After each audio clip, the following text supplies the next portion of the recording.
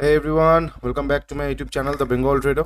चलिए शुरू करते हैं आज का टॉपिक हम NISM के बारे में डिस्कस करेंगे। जो कोर्स मैंने आप लोगों के लिए लाया हूँ फ्री में, NISM 8 का फुल डिटेल्स का कोर्स है, तो उसी का कंटिन्यूएशन पार्ट है ये। लास्ट वीडियो में, इस सीरीज़ का लास्ट वीडियो में हमने चैप्टर 1 का लगभग 80% कंप्लीट कर लिया था। आज रेस्ट का 20% देखेंगे और चैप्टर 2 का जितना हो सके, क्योंकि ज़्यादा लंबा वीडियो नहीं बनाऊंगा, तो जितना हो सके शॉर्ट में आप लोगों को समझाता हूँ, ठीक है। वीडियो को पूरा लास्ट तक देखिए, आप लोगों को बहुत अच्छा नॉलेज मिलेगा। और जिस तरह का छोटे छोटे स्टाइल्स में मैं पढ़ा रहा हूँ, आप लोगों को अच्छा लगेगा और आप लोगों के दिमाग में सेट हो जाएगा। एक बार बेस क्लियर हो जाए, कोई भी क्वेश्चन में आप लोगों को प्रॉब्लम नहीं आएगा, ठीक है। ओके, स्टार्ट करते हैं। अभी हमने चैप्टर वन का कहाँ तक पढ़ा था? स्वैप्स, ऑप्शंस, फ्यूचर्स, मतलब 1.4 से हम अभी पढ़ने वाले हैं। इसके पहले लास्ट वीडियो में फ्यूचर, ऑप्शन, स्वैप्स, ये सारे चीज़ मैं डिस्कस कर लिया था, ठीक है। अभी हम कहाँ से पढ़ेंगे? मार्केट पार्टिसिपेंट से, ठीक। चलिए पढ़ना शुरू करते हैं। यहाँ पे क्या लिखा है मार्केट पार्टिसिपेंट्स में? There are broadly 3 types of participants in the derivatives market. मतलब यहाँ पे लिखा हुआ है जो डेरिवेटिव मार्केट है, मतलब सिक्योरिटीज मार्केट है, डेरिवेटिव मार्केट जो भी होता है, जो ऑप्शन, फ्यूचर्स में, स्वैप्स में काम करते हैं, वहां पे मेनली 3 तरह के लोग ही काम करते हैं, ठीक है। 3 टाइप्स ऑफ पार्टिसिपेंट्स, ये बहुत इंपॉर्टेंट है, इसको देख लीजिए। हेजर्स, एक सेकेंड, इसको पहले हटा देता हूं मैं। हेजर्स नंबर 1 हो गए, ट्रेडर्स नंबर 2 हो गए, जिसे स्पेकुलेटर्स भी बोलते हैं। तो ट्रेडर्स को क्या बोलते हैं? स्पेकुलेटर्स भी। हेजर्स, ट्रेडर्स और स्पेकुलेटर्स एंड आर्बिट्रेजर्स, ठीक है। ये 3 टाइप का ही लोग डेरिवेटिव्स के मार्केट में काम करते हैं। तो ये बहुत इंपॉर्टेंट एक चीज है। क्वेश्चन आता है, how many types of market participants are in the derivatives market, ठीक है। तो ये सारे चीज एक बार ध्यान से देख लीजिए। हेजर्स क्या होते हैं? They face risk associated with the prices of underlying assets and use derivatives to reduce their risk. मतलब क्या होता है, मैंने आप लोगों से पहले दिन ही बताया था कि डेरिवेटिव क्या होता है। डेरिवेटिव मान लीजिए एक एक्चुअल प्रोडक्ट है, उसका एक पेपर का टुकड़ा बना देगा, या फिर कुछ, माफ कीजिएगा, कुछ डिजिटल बना देगा। डेरिवेटिव्स प्रोडक्ट वैसा ही है, वो अपने आप में एक प्रोडक्ट नहीं है, वो किसी और प्रोडक्ट के ऊपर डिपेंड करता है। तो वो ऊपर जाएगा तो ये डेरिवेटिव्स भी ऊपर जाएगा, प्रोडक्ट नीचे आएगा तो डेरिवेटिव्स भी नीचे आएगा, ठीक है।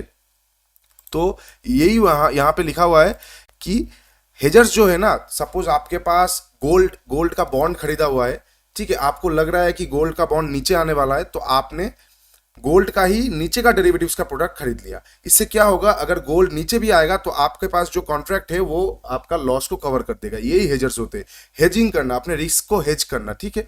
ये आने वाले टाइम में और अच्छी तरीके से हम समझेंगे, क्योंकि वहां पे चैप्टर आएगा।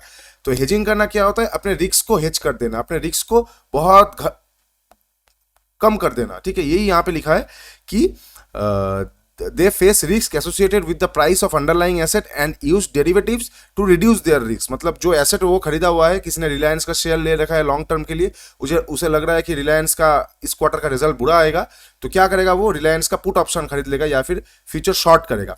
इससे उसका रिस्क हेज हो जाएगा और शॉर्टिंग पे भी पैसा कमा लेगा, ऊपर के टाइम पे भी उसका हेज करके पैसा आ जाएगा, ठीक है। Corporation, investing institutions, and bank all use derivatives products or hedge to reduce their exposures to market variable such as interest rates। बढ़ेगा तो बाई चांस कुछ हो जाएगा, हेज कर देते हैं। Share values, bond prices, currency exchange rates and commodity prices. मतलब क्या, सारा इंस्टीट्यूशन हेज करते, कोई नेकेड ऑप्शन, नेकेड पोजीशन नहीं रखता, रिटेल ही सिर्फ रखते। बाकी कोई भी फंड मैनेजर हो, कोई भी पोर्टफोलियो मैनेजर, जो भी होता है, अपने रिस्क को हेज करते हुए चलते हैं, क्योंकि मार्केट अनसर्टेन है, कुछ भी हो सकता है। तो वहां का 1,500,000 लाख करोड़ का पोर्टफोलियो एक झटके में खत्म हो सकता है, इसलिए सब अपना पोजीशन हेज करके चलते हैं। ओके, नंबर 2 क्या है? जो सेकंड टाइप का पार्टिसिपेंट है, स्पेकुलेटर्स और ट्रेडर्स। ये लोग क्या करते हैं?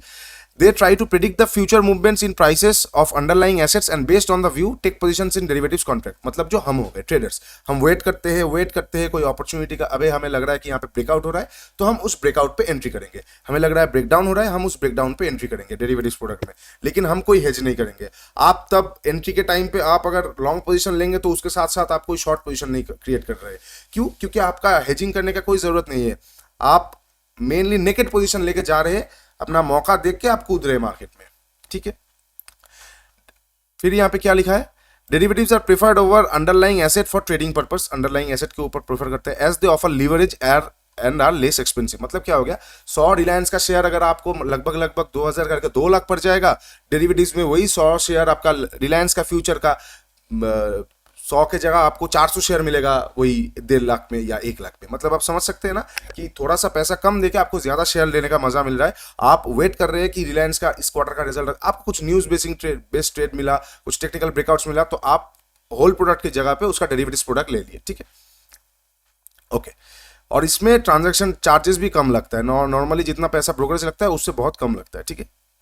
And are faster to execute in size, and are faster to execute in size high volume markets. बहुत फ्यूचर्स में ज्यादा से ज्यादा वॉल्यूम आते हैं नॉर्मल कैश मार्केट के मुकाबले, ठीक है, ये बात याद रखिए। तो ये हो गया स्पेकुलेटर्स या फिर ट्रेडर्स, हेजर्स हो गए, स्पेकुलेटर्स या ट्रेडर्स हो गए। अब आते हैं आर्बिट्रेजर्स। देखिए आपको रियल लाइफ में आर्बिट्रेजर्स देखने को नहीं मिलेगा, बहुत कम मिलता है, शायद यूट्यूब में 1-2 मिल जाए। आर्बिट्रेजिंग के लिए जो टूल सेट चाहिए वो बहुत एडवांस चाहिए। आर्बिट्रेजिंग का मतलब मैं समझाता हूँ, पहले बुक का लैंग्वेज पढ़ लेते हैं। Arbitrage is a deal that produces profit by exploiting price difference in a product in 2 different markets. Arbitrage originates when a trader purchases an asset cheaply in one location and simultaneously arranges to sell it in a higher price in another location. Such opportunities are likely to persist for a very long time, since arbitrageurs would rush into these transactions, thus closing the price gap at the different locations. मैं आपको आसान भाषा में समझा देता हूँ। दो हमारे यहाँ पे 2 इंडेक्स है, एनएसई और बीएसई, माफ कीजिएगा 2 मार्केट है, एनएसई और बीएसई। तो क्या होता है, सेम जो प्रोडक्ट्स एनएसई में है वही प्रोडक्ट्स बीएसई में भी है। बॉम्बे स्टॉक एक्सचेंज में भी सेम प्रोडक्ट लिस्ट है, एनएसई में, निफ्टी में भी, हमारा नेशनल स्टॉक एक्सचेंज में भी वही प्रोडक्ट लिस्ट है। तो कभी कभी आपको शायद ये देखने को मिल जाए, अगर आप बहुत ध्यान से देखेंगे, कि मान लीजिए किसी शेयर का दाम अगर एनएसई में 100 है और बीएसई में 101 है, इस तरह का जो प्रोडक्ट्स आते हैं, मतलब होता है कि एक गैप हो गया, मान लीजिए यहाँ पे 100 है, यहाँ पे 101 है, या फिर यहाँ पे बड़ा प्राइस में छोटा सा डिफरेंस होता है, मतलब मान लीजिए 100.10 यहाँ पे 100.30, ये जो 20 पैसे का डिफरेंस है, एक आर्बिट्रेजर क्या करेगा, वहां पे उसके पास बहुत सारा सिस्टम होते हैं, वो फटाक से एनएसई में खरीदेगा, क्योंकि यहाँ पे सेलर्स 100.10 में बेच रहा है, वो फटाक से यहाँ से खरीद लेगा, ठीक है, सेलर से खरीद लेगा। और जहां पे बीएसई में बायर्स 100.30 देने के लिए तैयार है, वहां पे फटाक से वो बेच देगा। तो यहां से लेके यहां पे, मतलब ये ट्रेड होता है 2 से 4 सेकंड का, 1 मिनट में पूरा ट्रेड खत्म, 30 सेकंड के अंदर पूरा ट्रेड खत्म। और ये ज्यादा देर तक क्यों नहीं रहता, क्योंकि वो 110 में लेके 130 देगा, फिर से 110 में लेके 130 देगा, तो इधर पे उसने अपना सप्लाई ले लिया, इसका डिमांड बढ़ा दिया, और इधर पे डिमांड दे रहा है, सप्लाई घटा दिया, तो दोनों का प्राइस अल्टीमेटली एक आ जाएगा। वो दोनों का प्राइस आप देखेंगे एक टाइम के बाद दोनों एक्सचेंज में ही 101.20 आ जाएगा, 100.20 आ जाएगा। तो ये जो प्राइस का गैप है, आर्बिट्रेजर्स इसका ही फायदा उठाते, इस जगह से खरीदते हैं, इस जगह बेचते, या इस जगह पे बेचते, इस जगह से खरीदते हैं। तो ये गैप बहुत ज्यादा देर तक नहीं रहता, और रियल लाइफ में बहुत टफ है, बहुत बहुत बहुत हाईली, मतलब हाईली सोफिस्टिकेटेड सॉफ्टवेयर चाहिए आप लोगों को ये करने के लिए, ठीक है। ओके, नेक्स्ट देखते हैं, ये 3 आप लोग समझ गए, आर्बिट्रेजर्स, हेजर्स और स्पेकुलेटर्स या फिर traders. Okay, types of derivatives market, ठीक है, यहाँ पे क्या लिखा हुआ है, in the modern world there is a huge variety of derivatives products available, there are either trader, हाँ ठीक है, कोई दिक्कत नहीं है इसमें। यहाँ पे लिखा है ओटीसी काउंटर, जो हमने पढ़ा था, जो फॉरवर्ड्स में होते हैं, फ्यू कॉम्प्लेक्स प्रोडक्ट्स, यहाँ पे उतना इंपॉर्टेंट कुछ लिखा नहीं है। The OTC derivatives market contracts are tailor made. Okay, OTC जो हमने बोला था, हमने पढ़ा था कि फॉरवर्ड्स, हमने पढ़ा था ना, 2 लोगों के बीच में जो होता है फॉरवर्ड्स, यहाँ पे लिखा हुआ है जो फॉरवर्ड्स मार्केट है वो टेलर मेड है, specific requirements for dealing counter parties. मतलब क्या, जब 2 लोगों के बीच में कोई सौदा होगा, हम लोग वहां पे कुछ मसला ऐड करेंगे, आप बोलेंगे कि आपके और हमारे बीच अगर सौदा होगा, आप बोलेंगे नहीं 10 रुपए, मैं बोलूंगा 8 रुपए, ऐसे करते करते बहुत टर्म्स एंड कंडीशन हम दोनों का है, हम दोनों भाई भाई का हो रहा है, तो वो सौदा में बहुत सारा, उस कॉन्ट्रैक्ट में बहुत टेलर मेड होगा, मतलब हमारा कस्टम मेड चीजें आएगा, ठीक है। लेकिन जब भी आप फ्यूचर्स में करेंगे, तो मार्केट में जो प्राइस है आपको उसी में लेना है तो लो, नहीं तो निकलो। लेकिन ओवर द काउंटर जो सौदा होता है, जो फ्यूचर फॉरवर्ड्स में होते हैं, वहां पे हम डिसाइड कर सकते हैं, क्योंकि हम दोनों के बीच में धंधा हो रहा है। अगर आप, मैं बोलूंगा आपको नहीं, मुझे नहीं लेना, तो आप कुछ ना कुछ एक ऑफर देंगे मेरे को, ठीक है चलो इस दाम पे लो, तो इसीलिए ये टेलर मेड हो जाता है। बाकी फ्यूचर मार्केट पे लेना है तो लो, नहीं तो निकलो, ठीक है। Okay, the management of counter party risk is decentralised and located within individual institution. मतलब क्या है, क्योंकि हम और आपके बीच में हो रहा है, तो एनएसई इसमें नहीं घुसेगा, सेबी इसमें नहीं घुसेगा, ठीक है। हम दोनों के बीच में हो रहा है, हम दोनों अपने हिसाब से देख लेंगे। केस करना है तो हम दोनों को लीगल एंटिटी अलग अलग करके केस करना पड़ेगा। अगर कोई पार्टी डिफॉल्ट करता है, मान लीजिए हम दोनों के बीच में कुछ हुआ सौदा, कुछ एग्रीमेंट हुआ, फिर उसको हमने, किसी एक पार्टी ने उसको डिफॉल्ट कर दिया, तो इसमें कोई रेगुलेशंस नहीं है, कोई चार्जेस नहीं लगेगा। मैं केस कर सकता हूँ, वो अलग बात है, लेकिन कोई यहाँ पे रेगुलेटरी बॉडी नहीं है ओवर द काउंटर में, ठीक है। There are no formal centralised limits on individual position. वही है कि हम दोनों के ऊपर कोई मतलब सेंट्रलाइज लिमिट नहीं रहेगा। There are no formal rules, कोई रूल्स नहीं है। मैकेनिज्म फॉर रिस्क मैनेजमेंट का कोई रूल्स नहीं है, जैसे कि फ्यूचर मार्केट में आपका वार जो परसेंटेज ऑफ रिस्क होता है, ठीक है, तो वो अगर घट जाता है, मान लीजिए आपका नेट एसेट वैल्यू 50% से नीचे आ जाता है तो मैसेज आने लगते हैं, आपका मार्जिन का सौदा कटना लगता है। तो यहाँ पे ऐसा कुछ नहीं है। 100 रुपये में आपको दिया, मेरा वैल्यू 10 भी हो जाता है तो कोई पोजीशन काटने वाला नहीं है, क्योंकि कोई बॉडी तो नहीं है, ठीक है। Transaction are private with little or no disclosure to the entire market, ये सबसे इंपॉर्टेंट है। इसीलिए लोग ओटीसी काउंटर में ज्यादा से ज्यादा ट्रेड करते हैं, ठीक है, इसीलिए लोग ओटीसी काउंटर में ज्यादा से ज्यादा ट्रेड करते हैं। Transaction are private and with little or no disclosure to the entire market, किसी को नहीं पता दोनों के बीच में क्या क्या सौदा होने वाला है, ठीक है, okay. On the contrary exchange traded contracts, वही बोला, बाकी जो एक्सचेंज का ट्रेडेड हुआ कॉन्ट्रैक्ट्स है, फ्यूचर और ऑप्शंस, इनमें सौदा होता है। माफ कीजिए, इनमें रेगुलेटरी बॉडी है, तो इनमें सब कुछ एक रेगुलाइजेशन रूल्स के अंडर हो रहा है, okay okay. Significance of derivatives. Like other segments of financial market, derivatives market serves follow specific functions. Derivative markets help in moving price discovery based on actual valuation and expectations. Derivatives market helps in transfer of various risks from those who are exposed to risks but have low risk appetite to particular with high risk appetite. मतलब क्या, यहाँ पे क्या लिखा है simple भाषा में, derivatives market का फायदा क्या क्या है। डेरिवेटिव्स मार्केट का यही फायदा है कि जब एक, मान लीजिए एक स्टॉक चल रहा है 100 रुपए में, ठीक है, लेकिन मार्केट में किसी को नहीं पता कि वो स्टॉक किधर जाएगा, बड़े बड़े इन्वेस्टर्स को भी नहीं पता है कि रिजल्ट क्या आने वाला है, रिजल्ट का क्या नतीजा होने वाला है, ये बहुत सारे सेक्टर के ऊपर डिपेंड करके बैठा हुआ है, मतलब उस स्टॉक में कुछ नहीं कह सकते कोई, लेकिन हम वहां पे देख पाएंगे, मतलब अगर ऐसा हो रहा है कि कोई किसी को कुछ न्यूज वगैरह कुछ नहीं मालूम उस स्टॉक के बारे में, लेकिन उस स्टॉक में कोई डेरिवेटिव्स प्रोडक्ट में पोजीशन बन रहा है, मान लीजिए डेरिवेटिव्स का लॉन्ग प्रोडक्ट, मतलब फ्यूचर्स में सब लॉन्ग हो रहा है, या फिर ऑप्शन का सब कॉल खरीद रहे हैं डेरिवेटिव्स का, तो वहां पे सबको एक अंदाजा लगेगा, क्योंकि सब कोई लॉन्ग कर रहा है तो मार्केट ऊपर जा सकता है इस स्टॉक का, या फिर सब कोई शॉर्ट कर रहा है तो ये मार्केट शॉर्ट हो सकता है, मार्केट नीचे जा सकता है इस स्टॉक का। इसीलिए ऑप्शन बायर्स सेलर्स का जो ऑप्शन चैन एनालिसिस होता है, इसीलिए होता है कहां पे कितना सेलर्स बैठा हुआ है, कहां पे कितना बायर्स बैठा हुआ है, मतलब 1 लाख लोग 100 रुपए में बाई करने के लिए खरीदा हुआ है, स्टॉक 110 में चल रहा है, मतलब 100 आएगा तो आप इसे लेंगे ही लेंगे, आपका दिमाग में ये घुस गया ना। तो यही यहाँ पे लिखा हुआ है कि helps in improving price discovery based on actual valuations and expectation, okay. Next क्या है, derivative market helps in transfer of various risk, मतलब जो हेजर्स होते हैं वो अपना रिस्क को हेज करते हैं, मैंने आप लोगों को बोला था, लेकिन वो जब वो अपना रिस्क को हेज कर रहे हैं, एक फ्यूचर का लॉट बेच रहे हैं या फिर खरीद रहे, तो उसका काउंटर पार्टी कौन है, वो लोग कौन खरीद रहा है, वो अगर बेच रहे हैं तो खरीद तो हम रहे, हम जैसे ट्रेडर्स उनसे नेकेड पोजीशन खरीद रहे, तो ये हमारा रिस्क का एपेटाइट ज्यादा है, उनका कम है, तो ये रिस्क का ट्रांसफर हो गया, इसीलिए डेरिवेटिव मार्केट बहुत इंपॉर्टेंट है, okay. Example, hedgers want to give away the risk whereas traders are willing to take risk, hedgers जो है अपना रिस्क को दे देना चाहते हैं, हम जैसे ट्रेडर्स रिस्क लेना चाहते हैं। Derivative markets helps shift of speculative traders from unorganised market to organised market, जितना भी डब्बा ट्रेडिंग वगैरह होता था, अभी भी देखिए, ठीक है, ये टॉपिक अलग है, लेकिन यहाँ पे सिंपल लिखा हुआ है, derivatives market help shift of speculative trades from unorganised market to organised market. जितना भी बाहर का मार्केट में कोई सौदा लेता था, ये नहीं ये होगा वो होगा, चलो 100 का, मतलब मान लीजिए किसी शेयर का, मारुति का, जैसे MRF का दाम, मारुति का दाम बहुत है, ठीक है, इस तरह का शेयर में हम लोग खरीदते नहीं है 30,000 20,000 का शेयर, तो वो क्या करते थे, पहले 500 रुपए ये ऊपर जाएगा, 600 रुपए ये नीचे जाएगा, तो अब एक काम कीजिए, आप वो 500 600 बाहर ना करके यहीं पे आप डेरिवेटिव्स का एक ऑप्शन ले लीजिए, समझे आप बात को, इसीलिए ये मार्केट बहुत इंपॉर्टेंट है, okay. Various risk faced by participants in derivatives, derivatives जो करते हैं, जो प्रोडक्ट यूज करते हैं, उसमें रिस्क क्या है, ये आप लोगों को बहुत जानना जरूरी है, ठीक है।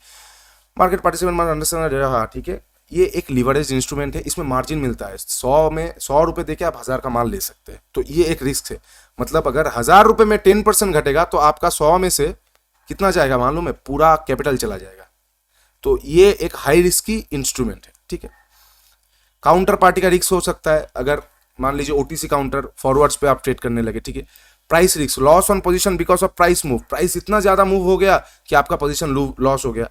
लिक्विडिटी रिस्क, कभी कभी आपका पोजीशन फंस जाएगा, क्योंकि मान लीजिए आपने 1 लाख बैंक निफ्टी का लॉट उठा लिया है, तो आप सेल कब करेंगे, अगर मान लीजिए फ्राइडे का दिन ले लिया, कोई वॉल्यूम नहीं है, मान लीजिए कोई फेस्टिव सीजन में ले लिया, कोई वॉल्यूम नहीं है, आप वहां पे बैठे रहेंगे, आपका इंपैक्ट कॉस्ट बहुत आ जाएगा, आएंगे इंपैक्ट कॉस्ट पे भी आएंगे, वो क्या है नहीं है, ठीक है। लीगल और रेगुलेटरी रिस्क, लीगल और रेगुलेटरी रिस्क मतलब क्या हो गया, इन्फोर्सिबिलिटी ऑफ कॉन्ट्रैक्ट्स, अच्छा जो भी कॉन्ट्रैक्ट लीगल और रेगुलेटरी, कुछ लीगल बॉडीज में यहाँ पे आपको बता नहीं पाऊंगा क्योंकि बहुत सारा लीगल और रेगुलेटरी रिस्क होता है, तो वो जब एक चैप्टर आएगा लीगल एंड रेगुलेटरी के ऊपर सेबी का पूरा एनएससी का डेरिवेटिव्स का, उस चैप्टर में हम डिस्कस करते हैं, ठीक है। Operational risk, fraud, inadequate documentation, improper execution, ठीक है। इम्प्रॉपर एग्जीक्यूशन चलिए पहले होता था फिजिकल शेयर्स में, ठीक है। फ्रॉड हो गया, मान लीजिए कोई आपका किसी ने आपका डेरिवेटिव्स बेच दिया आपका अकाउंट खुल के, तो बहुत इजी है वो सेल करना, तो इजीली आपका पैसा डूब जाएगा। और फ्रॉड में अपना प्राइस मैनिपुलेशन भी है, जैसे कि जो लोग ट्रेड करते हैं उनको देखने को ही मिलेगा कि 900 रुपये का एक डेरिवेटिव का कॉन्ट्रैक्ट 10 रुपये का लो मार के आया, कब? सुबह सुबह। तो वो होता है फ्रॉड, मिस कैलकुलेशन, मतलब सब कुछ वो वहाँ पे कुछ लफड़ा हो रहा है, ठीक है, okay. And may not be appropriate revenue for someone of limited resource, मतलब यहाँ पे लिखा हुआ है आपके पास 100 रुपये है तो आप डेरिवेटिव्स में ट्रेड मत कीजिए, स्टॉक उठाइए, ठीक है। Trading experience and low risk tolerance, जिनके पास रिस्क लेने की कैपेबिलिटी नहीं है वो डेरिवेटिव्स प्रोडक्ट से दूर रहिए। कैश मार्केट में काम कीजिए, इसीलिए सब बोलते हैं पहले कैश मार्केट में काम कीजिए, इंट्राडे कीजिए, डिलीवरी कीजिए, उसके बाद जाके फ्यूचर पे काम कीजिए, लास्ट में ऑप्शन पे काम कीजिए। लेकिन हम तो पहले ऑप्शन में काम करेंगे because we are risk takers, okay. A market participant should therefore carefully consider whether such trading is suitable for him कि नहीं, मार्केट यही लिखा है यहाँ पे, ठीक है। और कुछ रिस्क यहाँ पे आपसे, यहाँ पे से उतना क्वेश्चन नहीं आएगा। क्वेश्चन जो मेनली मैंने आपको कहा था कितने टाइप का ट्रेडर्स हो गए, हेजर्स हो गए, आर्बिट्रेजर्स हो गए, ठीक है। बाकी ओटीसी काउंटर के बारे में ये हो गए, ठीक है, ये सब हो गए चैप्टर 1 का। अच्छा और कुछ यहाँ पे और कुछ इंपॉर्टेंट नहीं लग रहा है, इसके बीच में ही आपका 8 क्वेश्चन मिल जाएगा। मैंने 8% है ना, दो वीडियो में जितना पढ़ा है इसके बीच में 8 क्वेश्चंस आपको मिल जाएगा, समझ सकते हैं। 8 मार्क्स हो गया, बहुत सिंपल है। क्या क्या पूछेगा आपसे यहाँ पे क्वेश्चन आएगा, मान लीजिए ऐसा कुछ क्वेश्चन आ गया, do arbitrageurs hedge their risk with speculators, मतलब क्या आर्बिट्रेज जो करते हैं वो अपना रिस्क को हेज करते हैं स्पेकुलेटर्स के साथ? नहीं ना, बिकॉज आर्बिट्रेजर्स तो जो दो प्राइस का गैप का मजा लेते, इस यहाँ से खरीद के यहाँ पे बेचते, प्राइस का जितना भी मूवमेंट हो रहा है, गैप हो रहा है, उसका मजा लेके ट्रेड करते, तो वो तो अपना रिस्क हेज नहीं करते। रिस्क को हेज कौन करता है? हेजर्स। तो वो नो होगा, फॉल्स होगा। तो इस तरह का क्वेश्चंस आपको मिल जाएगा देखने को, ठीक है। अभी चैप्टर 2 थोड़ा सा चालू करते हैं क्योंकि मैं यहाँ पे स्टॉप वॉच चला के रखा हूँ। 17 मिनट हो गया है वीडियो में, ट्राई करता हूँ 35 से 40 मिनट के अंदर जितना भी कवर हो सके चैप्टर 2 का मैं वो कवर करता हूँ, ओके।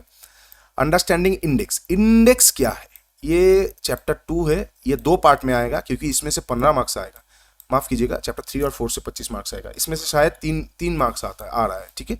तो देख लेंगे इंडेक्स क्या है, अंडरस्टैंडिंग इंडेक्स। ये चैप्टर थोड़ा सा लॉन्ग चैप्टर है, ठीक है, बहुत अननेसेसरी चीजें दिया हुआ है, एक बार आपको पढ़ना है, समझ लेना है, क्वेश्चन बहुत कम आएगा उस तरह का कैलकुलेशन से, मतलब घबराइएगा मत, क्योंकि थोड़ा सा नीचे जाएंगे तो क्लास 9 का याद आ जाएगा, बहुत कैलकुलेशंस वगैरह, बहुत कुछ, बहुत परसेंट वाइज, लेकिन उतना कॉम्प्लिकेशंस के बारे में मत सोचिए क्योंकि वो आपके वहां पे आएगा नहीं क्वेश्चंस पे, बस समझने के पर्पस में यहाँ पे दिया हुआ है, ठीक है, okay. Introduction to index, index is a statistical indicator that measures changes in the economy in general और इन पर्टिकुलर एरियाज, बस, और कुछ पढ़ने की जरूरत ही नहीं है। मतलब क्या बोल रहा है, इंडेक्स हो गया एक, देखिए अगर आपको अभी मतलब पहले के जमाने के बोलता हूं, मार्केट का हाल कैसा है ये जानने के लिए हर एक कंपनी को तो आप खोल के नहीं देखेंगे कि ये कैसा चल रहा है, ये कैसा चल रहा है, हर एक सेक्टर को खोल के ये वो नहीं देखेंगे, आप पर्टिकुलरली किसी एक चीज को खोजेंगे, उसीलिए इंडेक्स को बनाया गया है।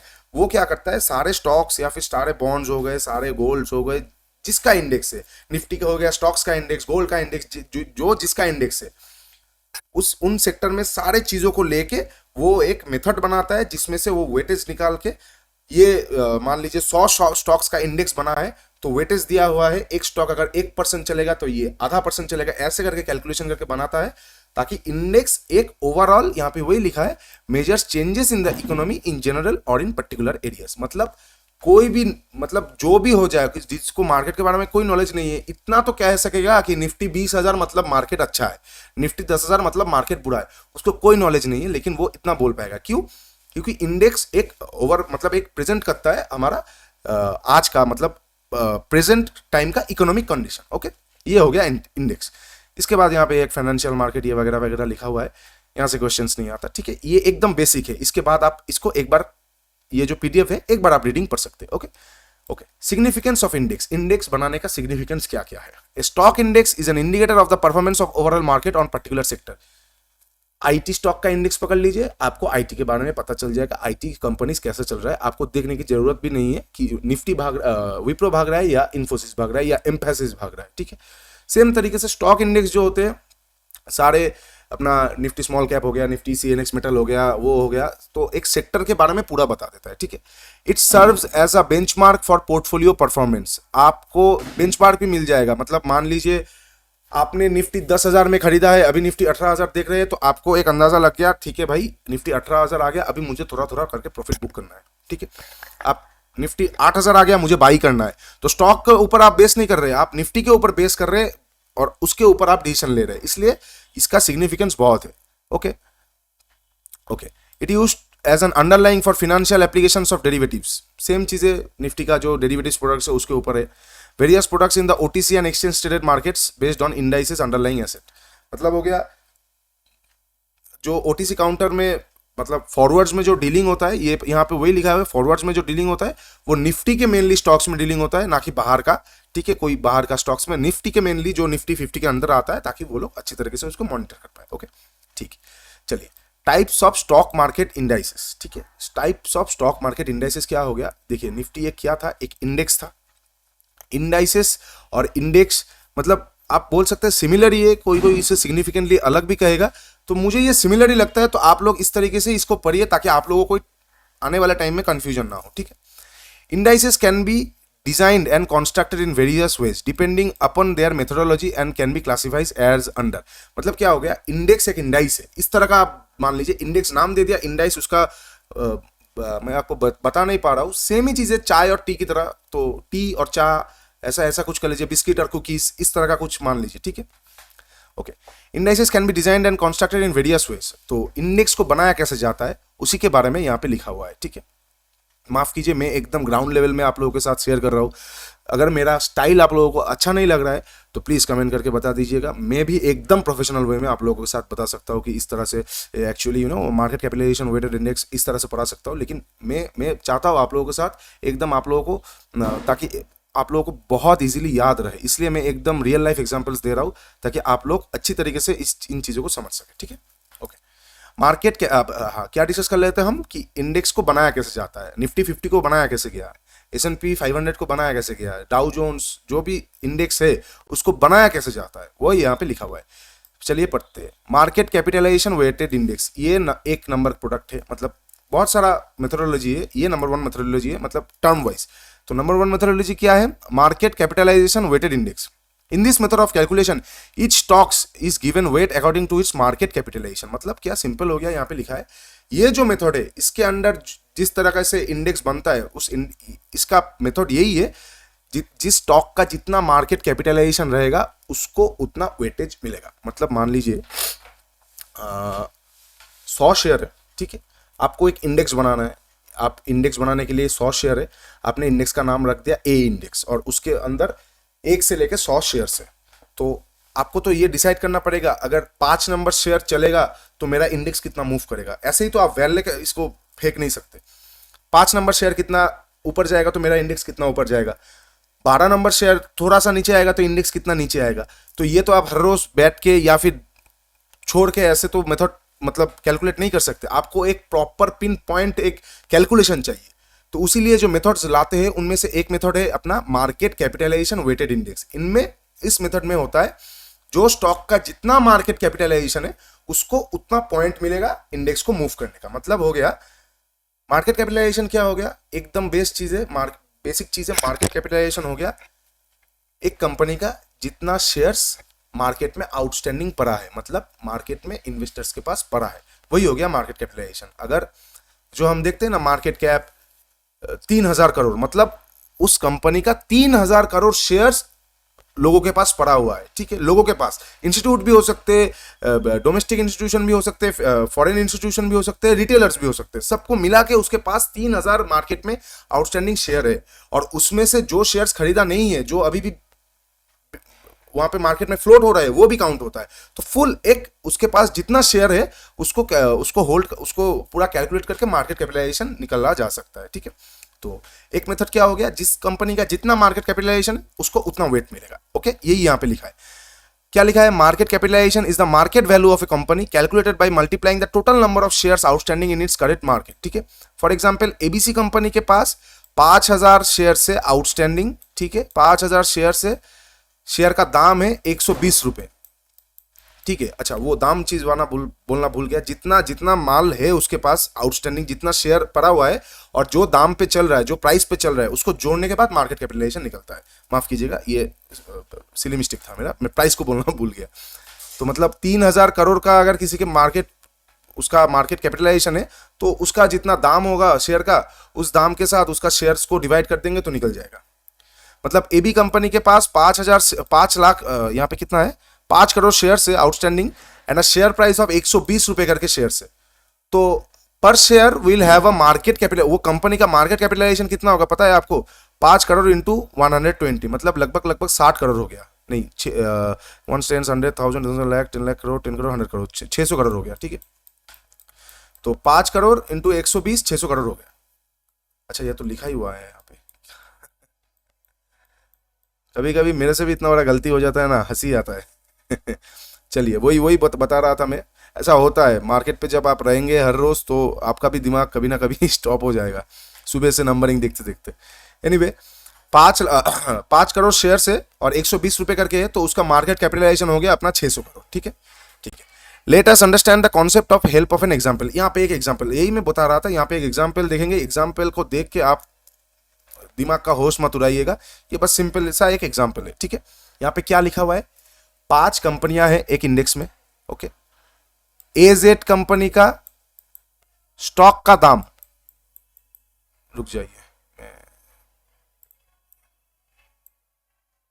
हाँ चलिए, 5 कंपनियां हैं, एजी कंपनी का स्टॉक का दाम 150 रुपए है 1995 में। ठीक है, और इसका शेयर मार्केट में है 20 लाख, तो इसका मार्केट कैपिटलाइजेशन कितना हो गया, 150 इंटू 20, यही पे ये लिखा हुआ है 150 into 20 3000। Okay, very good, same चीज यही फॉर्मूला है, इसके साथ हर एक के साथ इसका मल्टीप्लाई है, और ये सब आ गया इनका मार्केट कैपिटलाइजेशन। ठीक है, इनका मार्केट कैपिटलाइजेशन। ओके, अभी ये सारे जितना मार्केट कैपिटलाइजेशन हो गया, इनको आप प्लस कर दीजिए। ठीक है, इनको आप ऐड कर देंगे, तो ऐड करेंगे तो यहाँ पे जो वैल्यू आएगा, ये हो गया हमारा इंडेक्स का वैल्यू, इंडेक्स का वैल्यू आ गया, ये आ गया इंडेक्स का वैल्यू 18,800 के करीब इंडेक्स का वैल्यू अभी चल रहा है। तो 18,000, अरे क्या हो रहा है, 18,800 के करीब इंडेक्स का वैल्यू चल रहा है। उनमें से दाम क्या है, 3001 का, एक का मार्केट कैपिटलाइजेशन है 3600, एक का है 7200। ठीक है, वेरी गुड, इनमें से, इसमें से बाहर कोई शादी हो रहा है शायद, इसमें से आप लोगों को कोई दिक्कत नहीं आ रहा है कि हर एक कंपनी का मार्केट कैपिटलाइजेशन को ऐड करके इंडेक्स का वैल्यू निकल गया।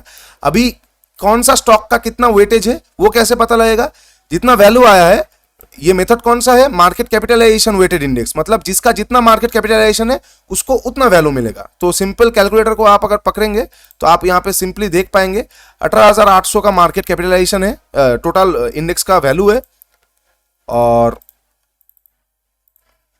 3000 का इसका मार्केट कैपिटलाइजेशन है, तो कितना वैल्यू आया 6.26, माफ कीजिएगा उल्टा कर दिया मैंने, 3000 का इसका मार्केट कैपिटलाइजेशन है और 18,800 का इंडेक्स वैल्यू है, तो कितना आ गया 0.159, वो 0.16 ही पकड़ेंगे। ये देखिए यहाँ पे यही लिखा हुआ है, इसका वेटेज है 0.16। सेम चीज 3600 इसका मार्केट कैपिटलाइजेशन है और इंडेक्स का वैल्यू अभी है 18,800, तो इसका मार्केट कैपिटलाइजेशन कितना, इसका वेटेज कितना आ गया इंडेक्स में, 3600 डिवाइडेड बाई 18,800 आ गया लगभग 0.191, समझ रहे हैं ना आप।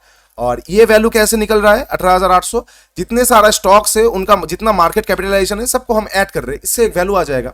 यहाँ पे अगर और 10 शेयर होते और सबका 2,000 4,000 करके होता तो और ऐड करते रहते, और 18,800 की जगह वहां पे कोई और वैल्यू निकल के आता। समझ गए ना दोस्तों, एकदम सिंपल वे में समझा दिया मैंने आप लोगों को कि मार्केट कैपिटलाइजेशन वेटेड इंडेक्स क्या है, जिस कंपनी का जितना शेयर्स पड़ा हुआ है उसके साथ उसका प्राइस को आप ऐड करेंगे तो आ जाएगा उसका मार्केट कैपिटलाइजेशन। इस तरह का 100 शेयर्स का मार्केट कैपिटलाइजेशन आप निकल गए, सबको ऐड कर देंगे, आ जाएगा इंडेक्स का वैल्यू। ठीक है, अब इंडेक्स का वैल्यू में उनका वेटेज कितना आएगा, मार्केट शेयर्स का market capitalisation divided by index value, तो उनका वेटेज आ जाएगा। समझ गए आप लोग, एकदम सिंपल वे में समझा दिया। ओके, अभी ये पूरा पूरा ये कॉलम क्या है ये देखते हैं। ये तक आप लोगों ने समझ गए, ये तक एकदम क्लियरली समझा दिया। अभी यहाँ पे बस एक चीज ऐड किया हुआ है, ओल्ड और न्यू। मतलब यहाँ पे लिखा हुआ है ये जो प्राइस आपने देख रहे हैं 150, 300, 400, ये 1995 का था। आज का प्राइस ये है, तो आप इन्हें अब निकालेंगे कैसे? ये बहुत बड़ा दिक्कत की बात है। ये राइट साइड में दिया हुआ है। सेम चीज 150 की जगह आज प्राइस चल रहा है 650। ओके, 20 लाख शेयर है, 650 इंटू 20 मल्टीप्लाई करेंगे, 13,000 आ गया आपका मार्केट कैपिटलाइजेशन। कौन सा कंपनी का? एजी कंपनी का। ओके, सेम तरीके से हर एक कंपनी का आप इस तरह से निकालेंगे तो आपको पूरा न्यू मार्केट कैपिटलाइजेशन आ जाएगा। अब इन सारे मार्केट कैपिटलाइजेशन को आप जोड़ देंगे तो इंडेक्स का वैल्यू आ जाएगा 42,500। पहले था 18,800, अभी था 42,500। ठीक है, अभी इनमें से इनका नया वेटेज क्या क्या आएगा? इसका 13,000 आया है तो 13,000 डिवाइडेड बाई 42,500 0.31 आ जाएगा, इसका 0.13 आ जाएगा। तो देख रहे हैं ना, मार्केट कैपिटलाइजेशन इसका घटा है, इसके मुकाबले इसका बड़ा है, इसलिए इसका वेटेज अभी इंडेक्स में ज्यादा आ गया है। तो जिसका जितना मार्केट कैपिटलाइजेशन बढ़ेगा उसका वेटेज उतना आ जाएगा। पहले इसका वेटेज ज्यादा था, इसका कम था, इसका घटा है मार्केट कैपिटलाइजेशन, इसके मुकाबले देखिए इसका वेटेज ज्यादा आ गया, इसका कम हो गया। ठीक है, राइट साइड वाला उतना इंपॉर्टेंट है नहीं, ये बेकार में दिया हुआ है।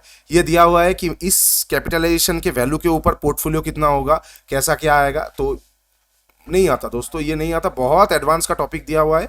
ये चीजें आपको बोलूंगा मैं तो आप घबरा जाएंगे और बहुत बहुत दिक्कत हो जाएगा। ये उतना भी खास नहीं है। ठीक है, ओके, नेक्स्ट मेथड क्या है? ये इंपॉर्टेंट मेथड है, free float market capitalisation index. ठीक है, हमारा निफ्टी, बैंक निफ्टी हो गया, हमारा बीएसई हो गया, सेंसेक्स हो गया, ये सारे चीज को फॉलो करते हैं। ठीक है, okay, free float method market capitalisation index क्या है? इन वेरियस बिजनेस, यहाँ पे जो लिखा है, equity holdings is divided among various stakeholders, promoters, institute, corporate individuals. Market has started to segregate this on the basis of what is readily available for trading and what is not.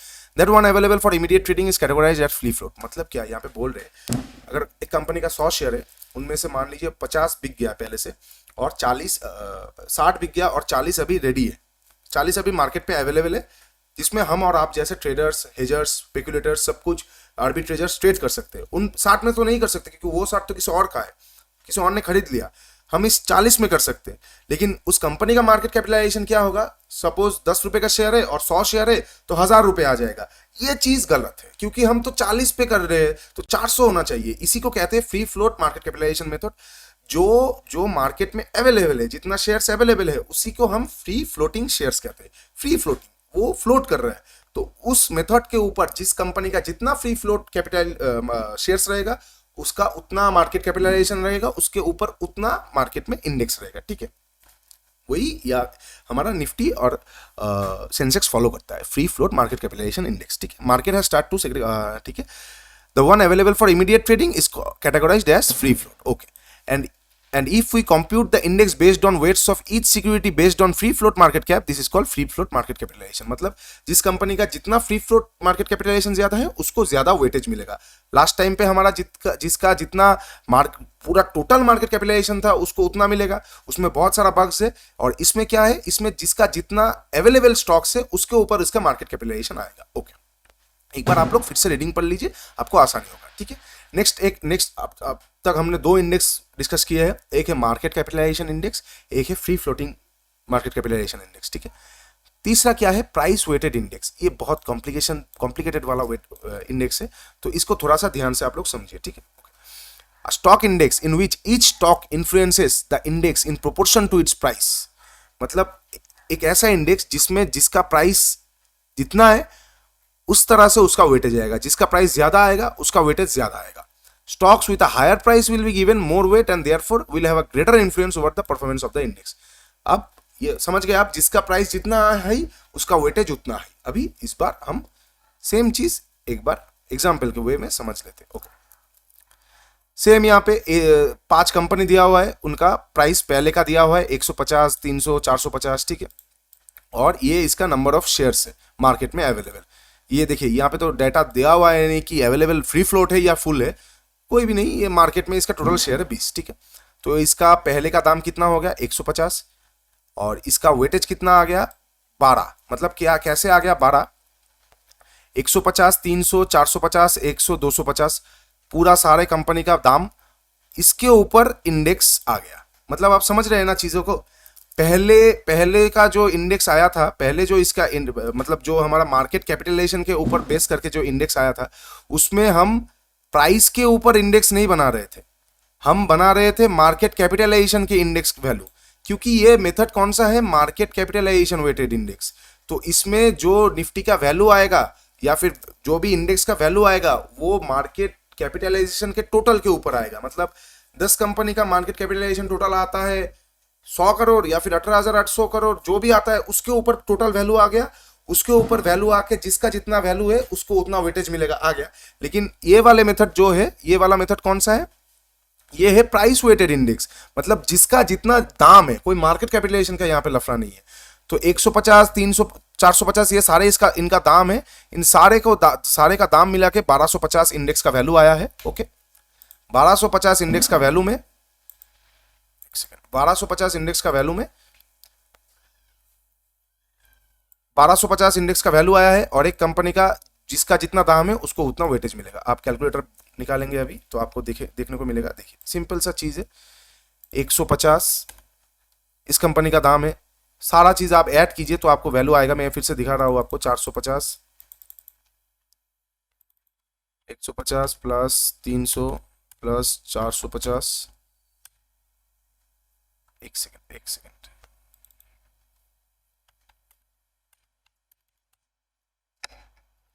अबे यार 150 plus 300 plus 450 plus 100 plus 250 हो गया 1250। 1250 का value है index का, ठीक है। उसमें से 150 एजी कंपनी का है, तो 150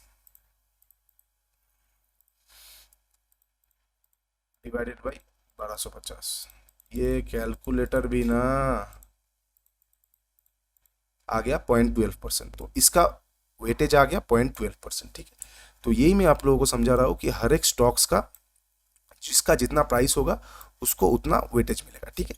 अब इन वेटेज में से ये जो कॉलम है इसको मत देखिए क्योंकि ये थोड़ा सा कॉम्प्लिकेशन से, इस प्राइस के साथ इस वेटेज को मल्टीप्लाई करके जो प्राइस आ रहा है वो पहले का वेटेड प्राइस है। उसके बाद नया वाला स्टॉक जो आ रहा है उनका 650 के ऊपर जो प्राइस आ रहा है उसके वेटेड प्राइस के ऊपर वो ओल्ड वाला के साथ कंपेयर करेगा।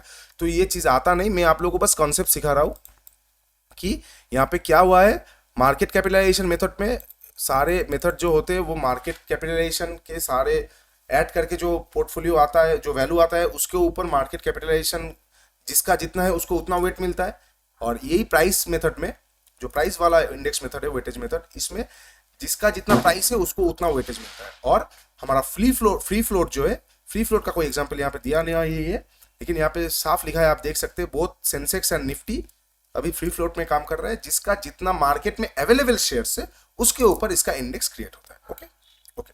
और लास्ट में जो है, अच्छा ये जो वाला प्राइस वाला बताया ये डाउ जोन्स फॉलो करता है, यूएसए का जो डाउ जोन्स है। ओके, अच्छा लास्ट क्या है, इक्वल वेटेड इंडेक्स। इसमें जितना स्टॉक्स है सबको सेम बराबर वेटेज मिलेगा। मतलब अगर एक पूरा ये सारे कंपनी का स्टॉक्स है 150, 300, 450 बढ़ करके जितना भी होता है इंटू 5, 250, तो मतलब सबको 25%, 20% करके इसको वेटेज मिलेगा, जो है इक्वल वेटेड इंडेक्स। यहाँ पे यही लिखा हुआ है थोड़ा सा बड़ा करके, तो आप लोग इसको एक बार रीडिंग पढ़ सकते हैं, आपको बहुत इजी होगा। और यहाँ पे जो जो कैलकुलेशन है आप इसको इग्नोर कर सकते हैं, ना तो इनका रियल लाइफ पे कोई उतना यूज होता है, ना आपको ये टेस्ट में देखने को मिलेगा, ठीक है।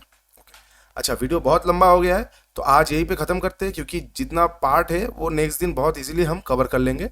ज़्यादा पार्ट नहीं है, इम्पैक्ट कॉस्ट के ऊपर पार्ट है, तो ये थोड़ा सा ध्यान से आप लोगों को समझाना पड़ेगा। हम नेक्स्ट दिन इसको कवर करते हैं, ठीक है। तो आज के लिए इतना ही। अगर वीडियो अच्छा लगता है तो लाइक कीजिए, शेयर कीजिए, सब्सक्राइब कीजिए चैनल को। मेरे इंस्टाग्राम का नीचे पेज दिया हुआ है, जाइए एक बार फॉलो कीजिए, वहाँ पे तो सारे मैं एनालिसिस और स्टॉक्स का वीडियो लाता रहता हूँ, तो आप लोगों को अच्छा लगेगा। और मेरे वीडियोस को हर रोज़ देखिए और ये सीरीज़ को मिस मत कीजिए। NISM को मैं देखिए मैक्सिमम 12 से 13 वीडियोस आएगा, आपको सर्टिफिकेट बहुत इजीली मिल जाएगा। सिर्फ वीडियोस को फॉलो कीजिए, और जितना इजी एग्जांपल्स मैं आपको दे रहा हूँ शायद ही कोई आपको दे, ताकि आप लोगों को दिमाग में एकदम चिपक जाए ये सारे बातें, ठीक है। तो वीडियो थोड़ा लंबा हो गया, उसके लिए माफ़ी चाहता हूँ। अगर वीडियो अच्छा लगता है तो प्लीज़ लाइक शेयर और सब्सक्राइब करके जाइएगा। फ्री ऑफ कॉस्ट सिखा रहा हूँ दोस्तों, थोड़ा सा तो मैं भी डिजर्व करता हूँ यार लाइक्स, ठीक है। तो चलिए, take care, bye bye, good night and study well.